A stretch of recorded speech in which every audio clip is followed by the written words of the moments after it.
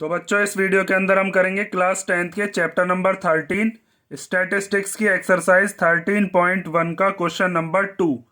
तो क्वेश्चन 2 में दिया है consider the following distribution of daily wages of 50 workers of A factory. किसी फैक्ट्री में काम करने वाले 50 मजदूर हैं जिनके डेली की कितनी इनकम होती है या कितनी मजदूरी उनको मिलती है, वो हमें कुछ रुपए यहाँ पर बताए हैं। Find the mean daily wages of the workers of A factory by using N appropriate method. तो हमें क्या करना है, हमें एवरेज बताना है। मीन मतलब एवरेज बताना है कि वर्कर्स को जो उनके डेली वेजेस मिलते हैं, डेली की जो मजदूरी के पैसे मिलते हैं, उनका एवरेज कितना है। और कोई भी हम एप्रोप्रिएट मेथड यूज कर सकते हैं। तो देखो, इसको हम डायरेक्ट से भी कर सकते हैं, एज्यूम्ड मीन मेथड से भी कर सकते हैं और स्टेप डेविएशन से भी। जब हम उसके अंदर निकालेंगे क्लास मार्क, जैसे अगर मान लीजिए मैं आपको बताऊं डायरेक्ट मेथड से, तो डायरेक्ट मेथड के अंदर क्लास मार्क तो निकालने ही पड़ेंगे। क्लास मार्क होगा इनका बीच का नंबर। जैसे इन दोनों को प्लस करेंगे और उसके हाफ करते हैं तो बीच का नंबर आ जाता है, तो वो आएगा 510। उसकी 12 में मल्टीप्लीकेशन करेंगे तो थोड़ी कैलकुलेशन बड़ी होगी। तो हम क्या काम करते हैं, इसको निकालते हैं एज्यूम्ड मीन मेथड से। डायरेक्ट से निकालना चाहो आप डायरेक्ट से भी निकाल सकते हो, क्योंकि ये नीचे जो वर्कर्स हैं इनकी जो क्वांटिटी है ये तो इतनी बड़ी नहीं है, लेकिन वर्कर्स के जो वेजेस हैं वो थोड़े बड़े बड़े नंबर है। तो मैं क्या काम करता हूं, इसको करके दिखाता हूं आपको एज्यूम्ड मीन मेथड से। तो पहले इसको आप वर्टिकली बनाओगे, उसके बाद सॉल्व करोगे। ठीक है, ये सबसे पहले हमने लिख लिया। अब नंबर ऑफ वर्कर्स, हमें वर्कर्स की फ्रीक्वेंसी दे रखी है, तो उसको हम क्या ले लेते हैं, वो हो गया हमारा एफ आई। क्लास मार्क क्या होता है, ये होता है एक्स आई।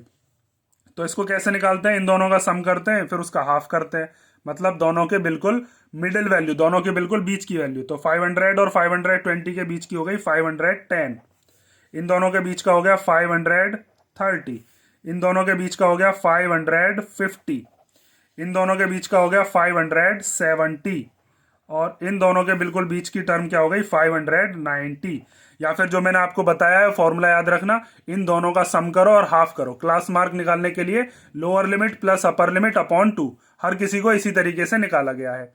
अब इसके बाद जैसे हम इसके अंदर कौन सा मेथड यूज कर रहे हैं, हम यूज कर रहे हैं एज्यूम्ड मीन मेथड। मैं इसको आपको करा रहा हूं बाय एज्यूम्ड मीन मेथड। तो इसके अंदर हमें क्या करना होता है, सबसे पहले इसके अंदर हमें एक मीन अपनी तरफ से एज्यूम करना होता है। और वो मीन हम ज्यादातर कौन सा लेते हैं, जो बीच वाली टर्म होती है। क्लास मार्क में से बिल्कुल बीच वाली टर्म, ऑड में से तो सिंपल पता चल जाती है। जैसे यहाँ 5 है तो 2 ऊपर के छोड़ दो, 2 नीचे के, बिल्कुल बीच वाला क्या हो गया, ये हो गया आपका एज्यूम्ड मीन। लेकिन ये तो हमने एज्यूम किया है, तो हम ये देखते हैं कि इस मीन में कितना डेविएशन हो सकता है। जो हमारा एक्चुअल मीन है वो तो कुछ और निकल के आएगा, तो हम यहाँ पर डी भी निकालते हैं। और डी क्या होता है, डी होता है हमारा एक्स माइनस ए, एक्स आई माइनस ए।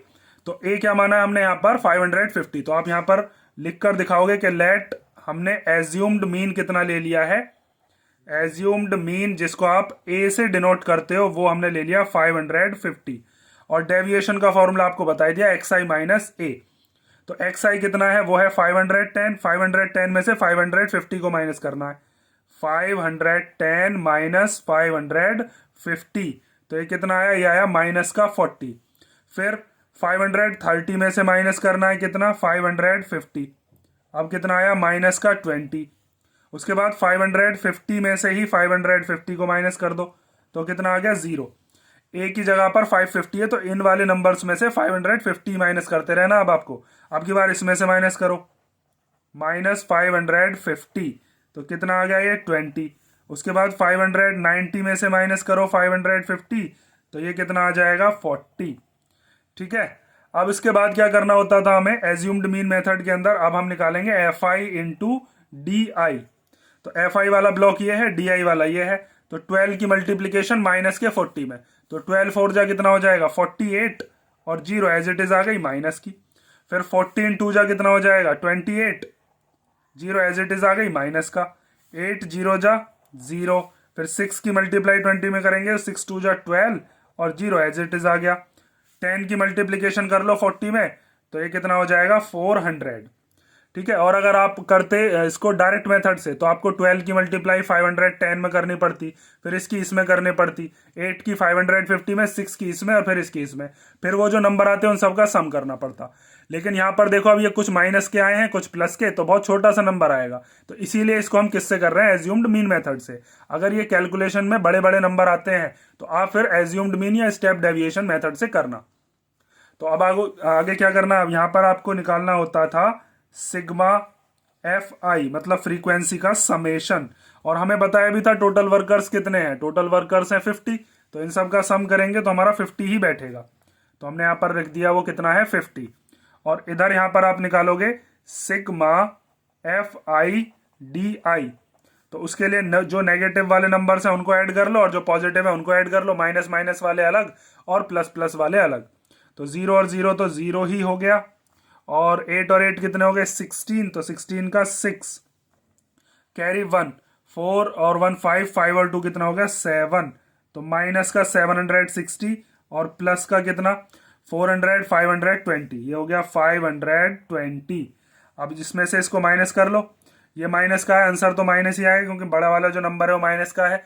तो 0 में से 0 गया तो 0 आ गया, 6 में से 2 गया तो 4 आ गया, और 7 में से 5 गया तो कितना आया 2।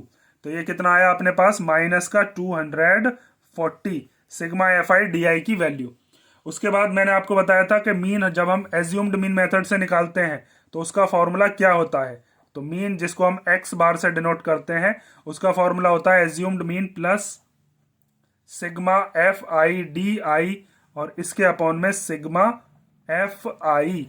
तो ए की वैल्यू कितनी है, ए आपने कितना माना है 550, उसको लिखो, plus sigma F I D I की वैल्यू कितनी आई है माइनस का 240, और अपॉन में सिग्मा एफ आई की वैल्यू वो कितनी है 50। अब इसको सॉल्व कर लो तो 550 प्लस माइनस कितना हो जाएगा माइनस 240 अपॉन 50।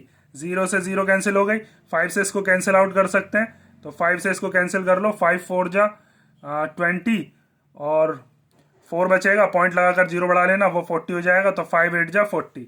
तो ये आया 550 माइनस 4.8। अब इनको माइनस कर लेंगे तो अपना आंसर आ जाएगा। तो इधर माइनस करके मैं आपको दिखाई देता हूं, ये रफ का वर्क है आपका।